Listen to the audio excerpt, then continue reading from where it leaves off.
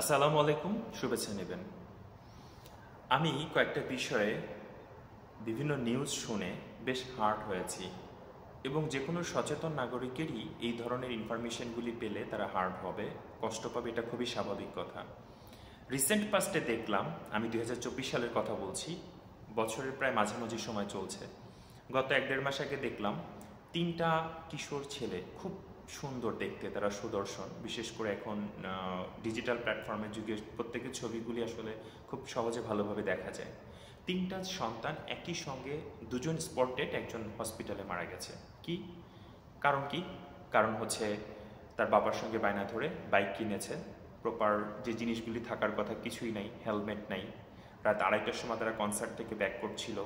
তার বাবা একজন প্রবাসী, কিছু টাকা দিয়ে ছেলেকে বাইক কিনে দিছে। একটাই মাত্র ছেলে সন্তান, মেয়ে সন্তান আছে অবশ্য অন্য একটা, নিউজেই দেখলাম আর কি। এই যে ঘটনাটা আসলে কি কাম্য? মৃত্যু তো যে কোনো কারো হতে পারে, একটি সুস্থ এবং স্বাভাবিক মৃত্যু কি প্রত্যাশা করা যায় না? এই 15 দিনের আগে একটা ঘটনা দেখলাম, দুজনেই 9 10-এর স্টুডেন্ট, এই টাইপের আর কি। মেয়েটা ফ্যানের সঙ্গে ফাঁস লাগে আত্মহত্যা করছে। কাম্য নাকি? এটা যদি আপনার পরিবারে ঘটতো কি হতো চিন্তা করে দেখুন তো একটু। প্রেম ঘটিত বিষয়।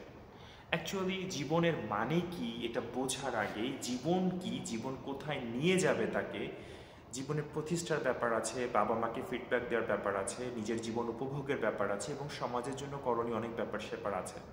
আমি অত ডিটেলসে গেলাম না। আসলে পারিবারিক শিক্ষাগুলি কি ঠিকঠাক মতো হচ্ছে?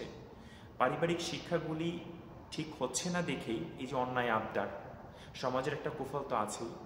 আমি সবসময় ভিডিওগুলি ক্রিয়েট করি সমসাময়িক বিষয়, এবং আমার কাছে যেটা ভালো মনে হয়, যদি 1-2 জন লোকই যদি ভালোভাবে কথাগুলি শোনে, তাহলে আমি মনে করি সে যদি নিজে কারেকশন নেয়, তার পরিবার কারেকশন নেয়, তাহলে দেখবেন যে সমাজটা একটু একটু করে ভালো হবে।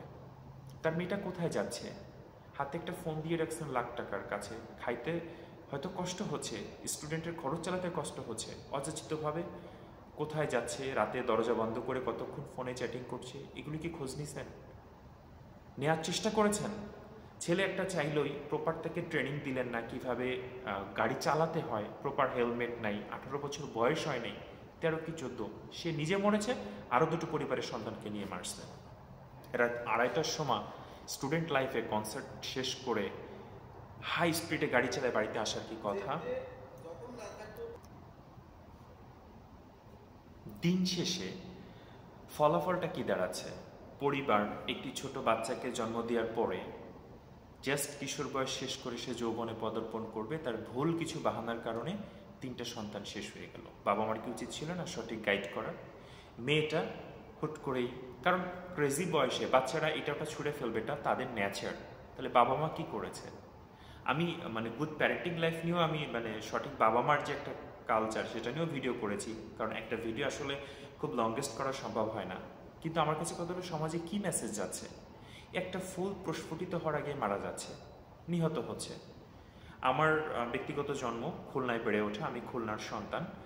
তো একটা বাচ্চা দেখলাম, মধ্যবিত্ত থেকে একটু গরিব বলা চলে, বা নিম্ন মধ্যবিত্ত, ঘরের সঙ্গে ফ্যানের আড়ার সঙ্গে ঝুলে মারা গেছে। কি তাকে R15 না জানি পালসার এই টাইপের গাড়ি কিনে দেওয়া হয়নি। বাবা মা দুজনেই পরিশ্রম করতে বাধ্য হচ্ছে, কারণ সংসারটা ভালোভাবে চলে না, নানির কাছে ছিল, মারা গিয়েছে।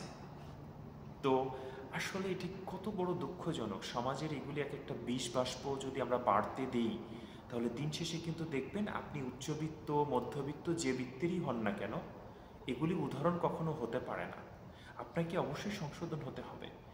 গুড প্যারেন্টিং লাইফ, সমাজের টিচারদের কন্ট্রিবিউশন, আইনের যথাযথ প্রয়োগ হলেই কিন্তু এই বিষয়গুলি থেকে আমরা কিছুটা হলে মুক্ত হতে পারি। সেলফি তুলতে গিয়ে ট্রেনের সঙ্গে ধাক্কা লেগে নিহত। বুঝেন, একটা ছবি তুলতে যেয়ে যদি একটা জীবন চলে যায়, তাহলে এটা কি গাইডলাইনটা কি লেভেলের হচ্ছে? তো আপনার সন্তানকে নৈতিক শিক্ষা দিন, পারিবারিক শিক্ষা দিন, সুশিক্ষা দিন, যে অবশ্যই তুমি গাড়ি চালাবা। আমার কাছে কথা হলো, অবশ্যই আপনি গাড়ি চালাবেন, তার আগে তো আপনাকে প্রপার ট্রেন আপ নিতে হবে। একটা সুস্থ সবল যিনি গাড়ি ড্রাইভ করতে পারে, রাত 2:30টার সময় কনসার্ট থেকে দেখার সময় একটা মোটরসাইকেলে 3 জন হেলমেট ছাড়া, এটা কি কল্পনীয়? একটা মেয়ে 8-9-এ, অর্থাৎ তার ফিজিক্যাল চেঞ্জ আপই ঠিক মতো হয়নি, জীবনের আগেই ইমোশনের ধাক্কা সামলাতে না পেরে ফ্যানের সঙ্গে চলে মারা গেছে। এই মেয়েটা মা হতে পারতো, তার থেকেই আরও পৃথিবী অনেক ভালো সন্তান পেতে পারত, যে সন্তান হয়তো পৃথিবীকে লিডিং করত, তার আগেই শেষ। নিজের জীবনকে সে নিজে শেষ করে দিয়েছে। ক্ষতিটা কার হয়েছে ওটা বোঝার তো সে আর কবরে গিয়ে কী বা বুঝতে পারবে, সেটা তো পরকালীন হিসাব নিকাশ। এই সন্তান বাবা মা কষ্ট করছে, যেখানে জীবনে নুন আনতে পান্তা ফুরায়, কারণ বর্তমান সমাজে বেঁচে থাকাটা একটা হার্ড স্ট্রাগল। সেই ইমোশন দেখে গলায় ফাঁস দিয়ে মারা গিয়েছে।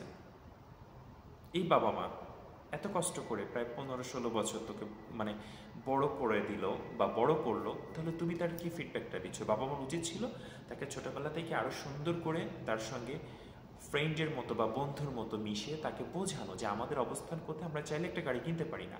এই মেয়ের সঙ্গে যদি বাবা মার অ্যাটাচমেন্টটা সুন্দর থাকতো, তার প্রত্যেকটা কাজ একান্ত পার্সোনাল বিষয়গুলি ছাড়া মানে যদি অপারেটিংটা সেভাবে থাকতো, তাহলে এই মেয়ে আত্মহত্যা করতো না। তার বাবা যদি তাকে গাড়ি কিনে না দিত, তাহলে হয়তো বা এই মৃত্যুটা কাম্য হতো না।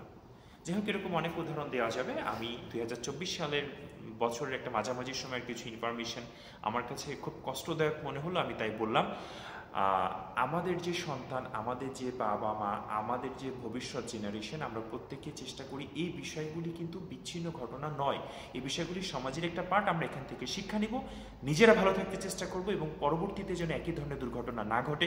ইভেন কি মোটরসাইকেল চালাতে গিয়ে, ইভেন কি সেলফি তুলতে গিয়ে এরকম অপরিণত একটি সম্পর্কের কারণে এরকম মৃত্যু, হত্যা কোনোটাই কাম্য না।